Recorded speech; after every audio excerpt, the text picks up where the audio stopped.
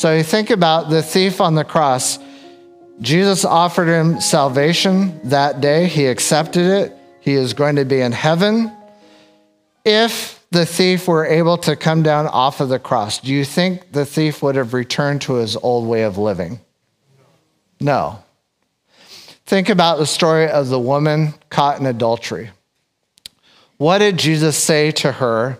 The men are standing there with the stones, and he says, he who is without sin casts the first stone.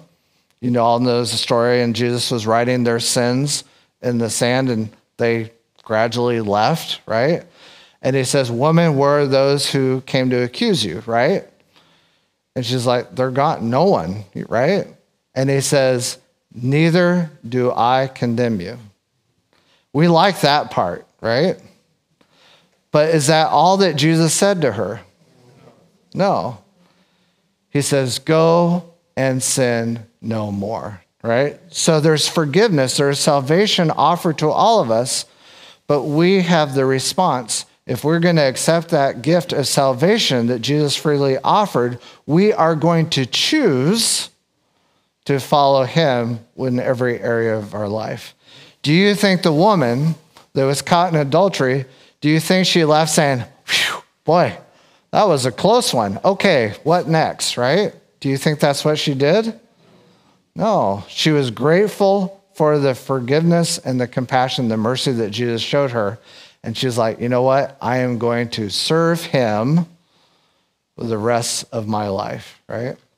2 Corinthians chapter 5, verse 15, he said, and he died for all, that those who live should no longer live for themselves, but for him who died for them and was raised again.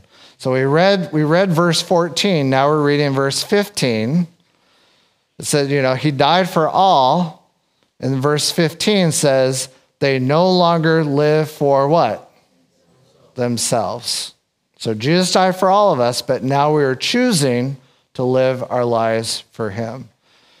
We read Ephesians chapter 2, verses 8 and 9. Now we're reading verse 10. It says, for we are God's handiwork, created in Christ Jesus to do good works, which God prepared in advance for us to do. Paul says, you are saved by grace. It is a gift. But he also says, because of that, you are going to choose to live your life following him in obedience to him. Not to be saved, but because you already are saved. We serve him out of a sense of gratitude and love.